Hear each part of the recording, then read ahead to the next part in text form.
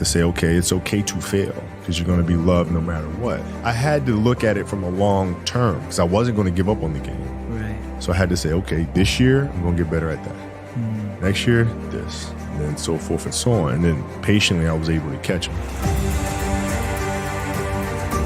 The first question I want to ask you, because so much of your content right now that you're creating here at Granity is aimed at helping young people, aimed at helping children. And as a father of 4 girls, I wanted to ask you, what's the biggest thing you've learned about yourself by being a father? It's amazing. Like when you become a parent, things become much more, life becomes, it lines things up for you a little differently, right? Like before you have kids, me and my wife, we can travel anytime. There's work and, you become you have a very clear focus. When you have children, it becomes about them. It's not about you guys anymore, right? And so that shift, it's a big one.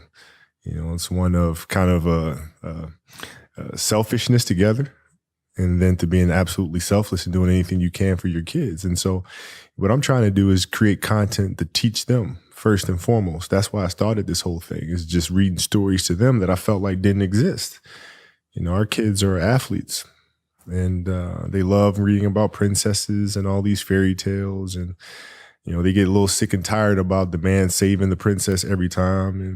And, the same old stuff, magical wands and all that. My kids are athletes, man. They want to learn about soccer balls and basketballs and volleyballs and, magic that comes from that. Yeah. And I love that you're encouraging young people to think more imaginatively about sports. Yeah. And I think that's where you go a step deeper. For me, observing you and learning about you and hearing you speak in other interviews and everything, what I'm fascinated by is that you've dealt with things in life pretty head on, right? You've always gone at it. What took you a while? What was something in your life that you were shy about originally, or that took you a while to go head on with, but then finally you got there and you figured it out?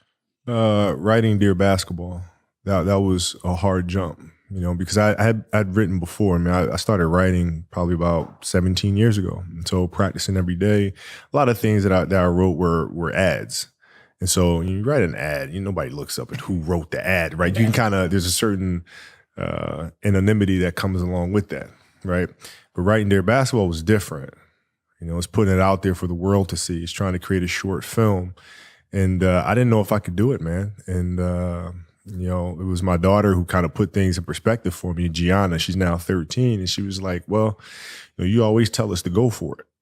So She put you on the spot. Yeah, she put me on the spot. She was like, you going to talk about it? You going to be about it, basically. And, and that gave me the final push. I love that.